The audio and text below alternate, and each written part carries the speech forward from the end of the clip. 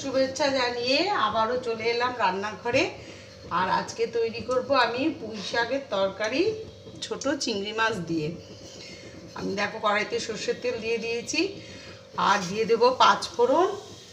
আমি এদিকে চিংড়ি মাছগুলো ভেজে নিয়েছি একদম, এই যে কুচো কুচো চিংড়ি, এই চিংড়ি মাছ দিয়ে আমি আজকে পুঁই শাকের তরকারিটা তৈরি করব। ফোড়নটা একটু প্রথমে ভেজে নেব, তারপর আমি সব রকম সবজিগুলো দিয়ে দেব।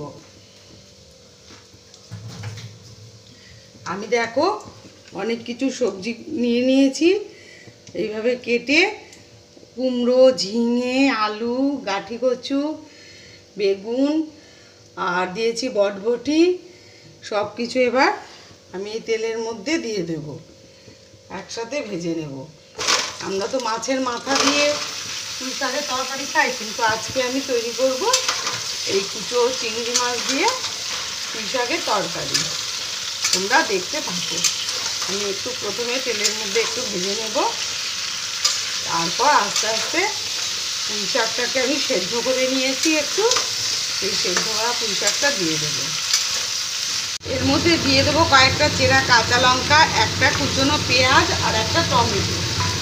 সব কিছুই একসাথে আমি ভেজে নেব। সব কিছু একটু ভেজে নিয়ে এবার দিয়ে দেবো নুন, হলুদ আর সামান্য একটু লঙ্কার গুঁড়ো। এবার ভালো করে আমি সব কিছু ভেজে নেব আর একটু ঢাকা দিয়ে আমি হতে দেবো। সব কিছু ভালো করে মিশিয়ে নিয়ে এবার ঢাকা দিয়ে কিছুক্ষণ আমি হতে দেবো। তারপর আমি সেদ্ধ করা পুঁই শাকটা দিয়ে দেবো। ঢাকা দিয়ে কিছুক্ষণ রেখে দিচ্ছি। কিছু সবজি আমি একটু ভেজে নিয়েছি, এবার দিয়ে দেবো এই যে সেদ্ধ করা পুঁই শাকটা। পুঁই শাকটা একটু সেদ্ধ করে নিলে তাহলে পুঁই শাকে প্রচুর গ্যাস হয়, আর সেদ্ধ করে নিলে গ্যাসটা একটু কম হবে। এবার ভালো করে আমি ওপর নিচ করে মিশিয়ে নিয়ে আবার ঢাকা দিয়ে হতে দেবো।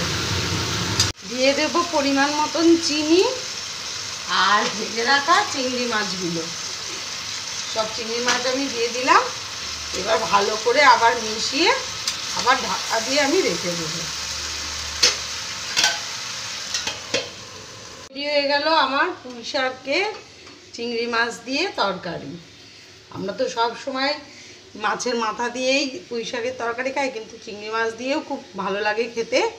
তাই আজকে আমি চিংড়ি মাছ দিয়ে, কুচো চিংড়ি মাছ দিয়ে তৈরি করলাম। রেসিপিটা কেমন লাগলো তোমরা একবার কমেন্ট বক্সে জানাবে। আর রেসিপিটা ভালো লেগে থাকলে লাইক, কমেন্ট ও শেয়ার করে দিও আর সাবস্ক্রাইব করে দিও ইউটিউব চ্যানেলটিকে।